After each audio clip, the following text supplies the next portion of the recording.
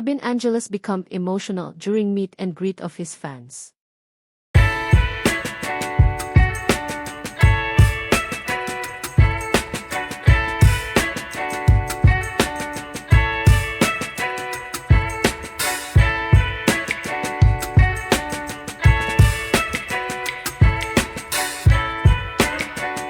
Hi Jones.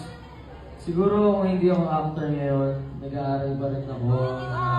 Gusto ko pa rin mag-doktor. Siguro pag, ano na, mag-work muna ako ngayon, pero in the future, sasabay pa din yung pag-aaral ko. We love you too! We love you too! Patuloy ko lang gagawin yung para sa inyo lang. Yung para sa mami ko, yung family ko. Love you guys.